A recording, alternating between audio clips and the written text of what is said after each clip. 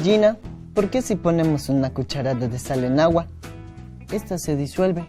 Interesante pregunta. Antes habríamos dicho que es porque la sal es un compuesto iónico, pero sé que debe existir muchas más razones. Tienes razón. Y la explicación que demos nos debe permitir explicar también muchos otros fenómenos que observamos. Sí, tienes toda la razón. Además, nos toca tener en cuenta que podremos dar una explicación un poco más completa del por qué el aceite forma burbujas si lo ponemos en agua. ¡Es cierto! No importa cuánto agitemos un vaso de agua con aceite, al final el aceite siempre queda flotando sobre el agua. ¿Cuál será la relación entre todos estos fenómenos? ¿Será que sí tienen una explicación en común? Antes me ha pasado con otras cosas que he visto que al principio parecían ser diferentes, pero que vistas en detalle uno se da cuenta que comparten una explicación. Sí, lo recuerdo. A mí también me han pasado cosas así antes. Como cuando aprendimos que todo lo que vemos alrededor es el resultado del efecto de diferentes tipos de enlaces entre átomos. La verdad, no lo había pensado mucho, pero las cosas que nos rodean son el producto de la organización de los átomos. Es decir, todo lo visible está compuesto de pequeñas cosas invisibles. Sí, así es. En el caso de los ejemplos que vimos, lo que es común a todos es que hay una interacción entre cosas diferentes. Y es como si hubiera algo que determinara lo que pasa en cada caso. Tienes toda la razón, Chucho, pero siento que estamos lejos de comprender esos casos. La progresión de lo macroscópico a lo molecular y de lo molecular a lo simbólico les puede ayudar a comprender lo que sucede en los ejemplos que vieron y moverse desde las ideas más concretas a las más abstractas. ¡Uy, Buxi! Ahí sí que nos perdiste. No te entendí nada. Cada uno de los casos de los que están hablando sirve para explicar un fenómeno que define muchas de las características del mundo físico. En este sentido, estaban en lo correcto al pensar que a pesar de que son cosas diferentes, todas están relacionadas.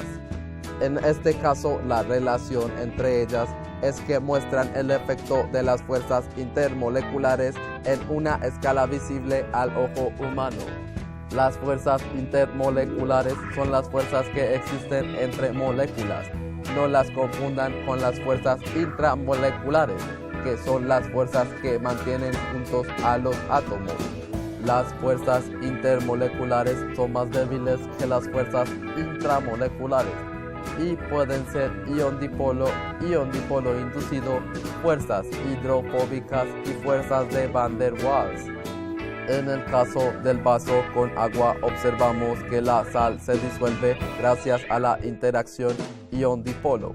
La sal es la sustancia iónica y el agua es el dipolo, es decir, el agua posee carga negativa y positiva. La explicación para este fenómeno se conoce como interacción hidrofóbica. Ocurre cuando la molécula de cualquier sustancia, en este caso el aceite, no es capaz de interaccionar con las moléculas de agua ni por interacciones ion-dipolo ni mediante puentes de hidrógeno. Tal es el caso de los hidrocarburos saturados como los lípidos.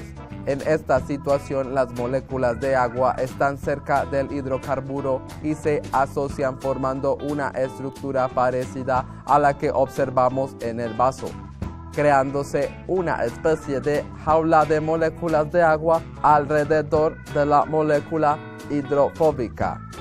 Tenemos otra fuerza intermolecular importante, la interacción dipolo-dipolo, la cual es una interacción no covalente entre dos moléculas polares o dos grupos polares de la misma molécula si esta es grande.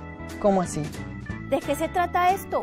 Por ejemplo, ¿ustedes saben cómo se llama la unión entre las moléculas de agua o unas uniones fuertes entre las estructuras del ADN? No. Se llama enlace hidrógeno, o los que conocemos como puentes de hidrógeno. Estos son ejemplos de fuerzas dipolo-dipolo. Chicos, todo tiene explicación y relación. Todo. Ahora sí está claro cuál es la relación de todos estos fenómenos. Y no solo es eso, Gina. Podemos explicar uno por uno. Gracias, Buxi. Gracias,